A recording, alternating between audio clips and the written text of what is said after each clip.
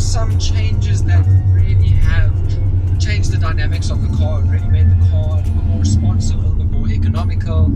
And, well, of course, the big change that has been made is the virtual cockpit. And this car doesn't have it.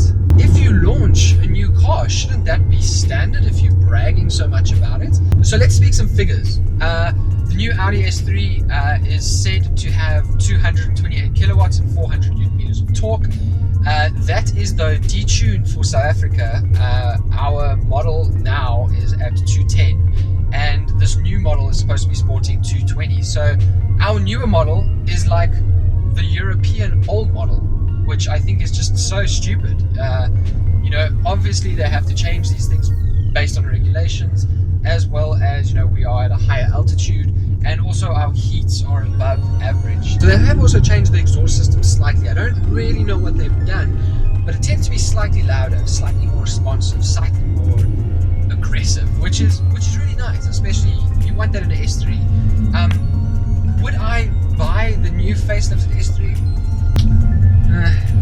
I think the one big change besides the interior and the technology on the new S3 would definitely be the bodywork. I think that Audi is really trying to differentiate themselves from prior models, and I think they're doing a very good job in that.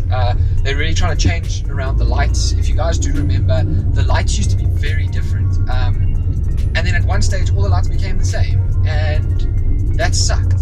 So what I think Audi's trying to do now is they're really trying to revise the style and the look of each individual model, you know, with the A3s, the A4s, 5s, 6s, 7s, and of course the Rs. This car is actually, when you look at it at face value, it seems a lot more spec'd up, as it's got the S seats, which are really great. It doesn't have a carbon backing. This has got the normal brushed steel inlays, but it doesn't have the carbon inlays, and all of this being an optional extra starts to be a headache. And I think that's something that a lot of Audi buyers, people that want to buy Audis or enjoy Audis, they want the S to be back in their S model. Essentially, that's what you're buying. So, would I buy the new Audi S3? No. There's no changes that really excite me. And I mean, a virtual cockpit would be great, but I mean, like, do you really just want to buy a brand new car for an upgraded virtual cockpit? Me, no. It's something that Audi are vitally missing out on. And I think it's a market where they've just overpriced everything and not come standard, and not created a model that comes standard fully equipped. And I think that's something that Audi should really focus on. Instead of selling the car at, you know, 480,000, 520,000 rand,